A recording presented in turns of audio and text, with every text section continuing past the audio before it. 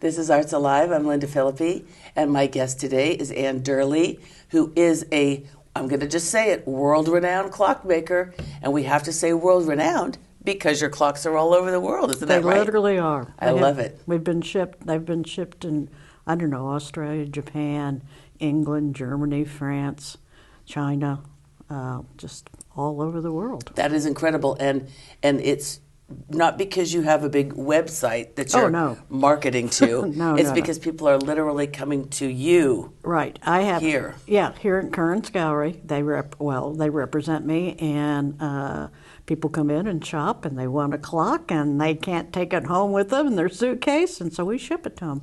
See, I think that's really fabulous that this art gallery in McMinnville, Oregon, center of the known universe, as I always tell everybody, that you've got clients literally all over the world. They've come here specifically to, enjoy our town, right, and do wine country and all the fun things that there are, but they find you while they're here. And tell me, you said you've made over 1,700 clocks. I have. I've made over 1,700 clocks. Wow. And I'm not slowing down. Okay. I don't know when I would ever quit, but it's still one of the joys of my life to do this. I love it. I enjoy going out to my workshop every day, and to me it's just play. It's just like I go out to a playhouse and I have all this stuff to play with. Not toys, but same kind of thing. Mm-hmm. I get to play with things. Well, so, tell me a little bit about your background, how you came to clocks and how you do it, and something about that. Okay. Well, I'm actually a retired antique dealer. Oh, okay. And when I retired, I had all kinds of stuff left over that was interesting stuff, but not really worth anything. Nobody really wanted to buy them.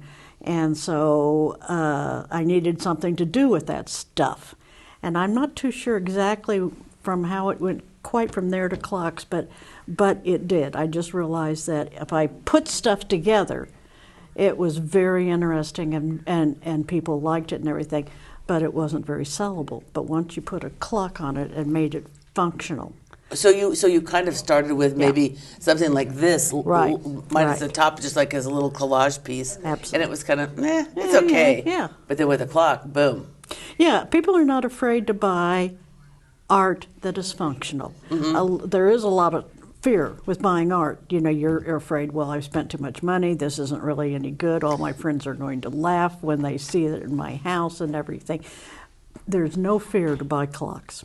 I'm going to tell you a clock story. I had this one funky little clock that and it was kind of like, it had that same piece as yours do where you put the battery in the back. Sure. And it was really cute, and it was metal, and it was this, that, and the other. And somehow or another, it got knocked over, stomped on, I don't even know what, but broken. And I've kind of been heartbroken ever since. So I'm thrilled to find you because now I know where I can get a clock. Yes, well, you can also bring your old clock and see if it just needs a new movement, we can take care of it. I think it might be beyond redemption at this point. But. Yeah, well, I'll show you that. So all the clocks they just have the little quartz movements. Yeah. They work wonderful. One battery lasts about a year or more. You put another battery in. And since I've been doing this for so long, I know that they continue to work for a long time. Yeah, so I've been doing it for over 10 years. Remember the old Timex takes a licking and keeps on ticking, right? Yeah. These do tick with they will make very slight sounds. Tick. I like that though. Well, I do too, but I do have people that do not like that sound. If you take the second hand off, that will almost eliminate the sound. When my grandson was a little boy, in our guest room where he stayed when he came over, there was a clock, and it was one of those old-fashioned wind-up kind of like tick, tick, tick, and it just freaked him out. I think he thought of it was, like what do you want to say?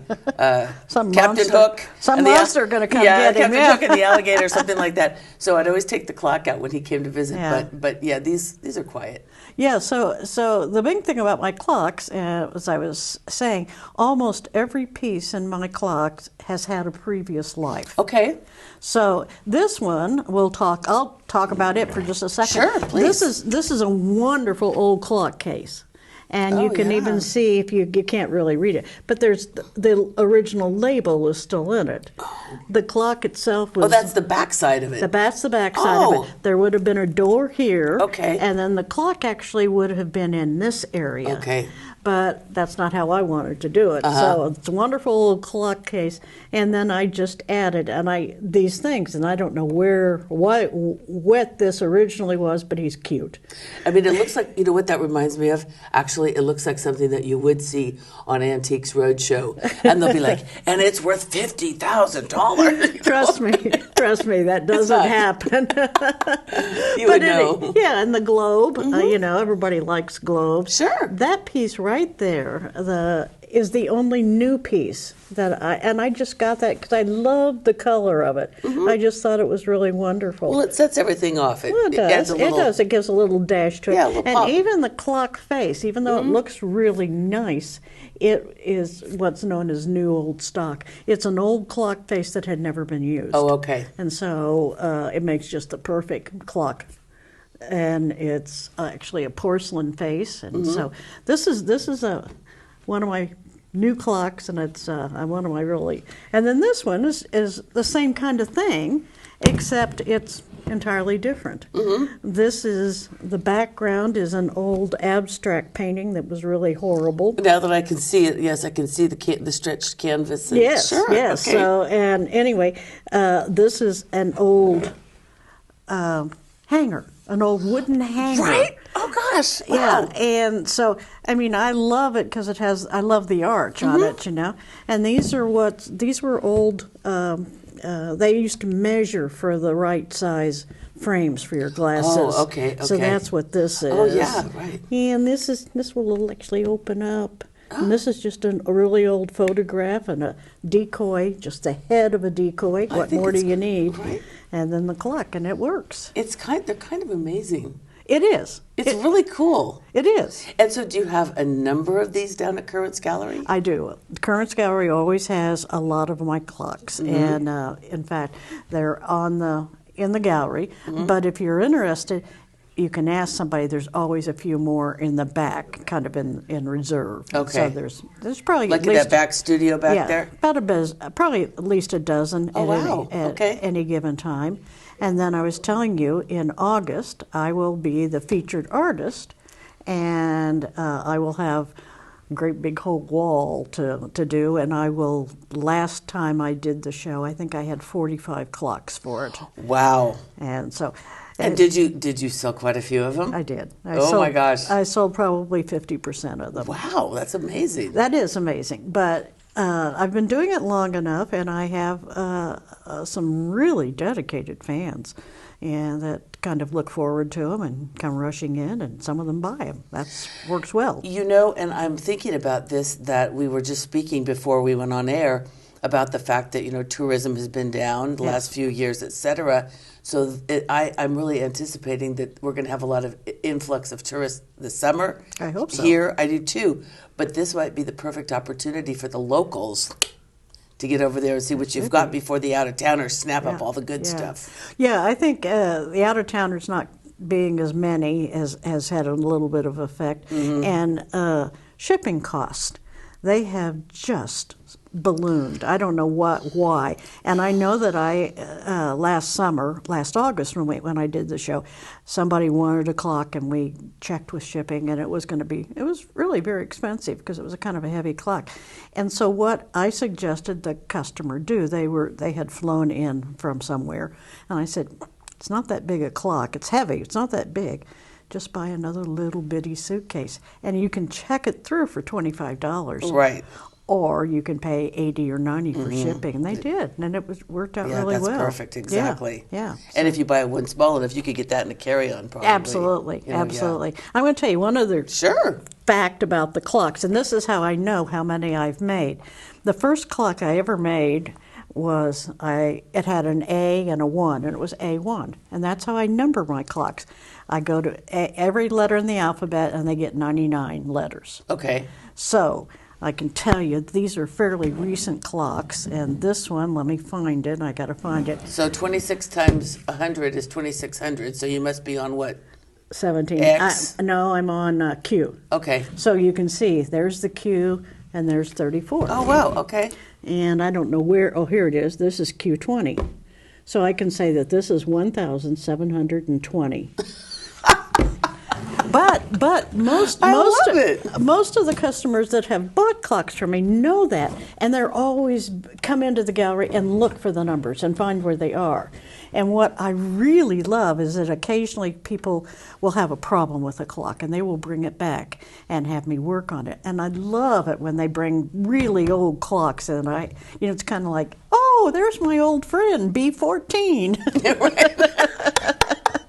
I think that's great, Ann. So I have a lot of fun in a lot of ways with this. That's really incredible. I mean, and you work from your studio in Independence, you said? Okay. I do. Mm-hmm. So do you have like a dedicated studio that's... I do. You walk in and you go, oh my God, look at all this stuff. That's right. You absolutely do. I don't have very many guests to my studio because literally you can't get around. Mm-hmm. It's one of those. It's a one-person studio, right. Like that, and the space I have to actually work on clocks is fairly small, but it's big enough and everything. And I have lots and lots of tools, but then I have cabinets full of stuff. Amazing stuff. Now, are you that kind of, encyclopedia mind that you can remember exactly where that thing is that you want? No, and that drives me crazy. So then you're picking and scrambling through. A lot of things are organized. I do have drawers, and all the drawers are all organized. There's only Monopoly pieces, or there's only finials or something in this drawer, and I do know that, but a lot of the other stuff it's not. And I know, though, what I kind of have. And what drives me crazy is I'm working on a clock, and I know I need that piece, and I can't find it. I just had a wild thought. You know how people do like shadow boxes? What do they call them for, my loved one who's gone, and we've got this, and we've got this, and we've got this. If somebody brought you a bunch of stuff, could you make a clock with it? No. And the thing is, when I first started, I actually did try to do commission clocks. People would say, okay, I want this for Uncle Joe, and this is what I'd like in it and everything. And sometimes they'd give me things. And what happened, unfortunately, and you could tell it when I handed them to them, they weren't pleased. Oh. For whatever reason. Oh, and you'd glued things. And, yeah, and there was no way. I mean, it was the clock for them. They still had to take it because I couldn't sell Uncle Joe's clock to anyone else. Right.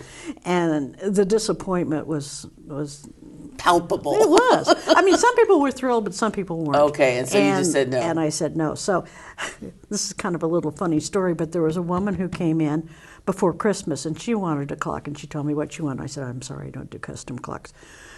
Well, I usually stick to it, but she came 2 or 3 times, and she wore you down. She did. So what I did is I told her I would. She wanted a clock with specific things on it, and I would do that. And she wanted it at a certain price range, and I said, I'll do that. And I said, I'll bring the clock in, and it'll be in the gallery. You come in and you look at it, and if it's works for you, you buy it, and we're all happy. If not, somebody else will buy it at some point.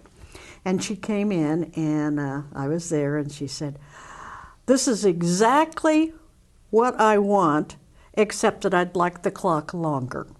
It was this big, and she wanted it a long, thin clock. And I said, well, this just reinforces don't do custom work. She admitted I had exactly what she wanted in the clock, but the clock itself wasn't what she wanted, the size.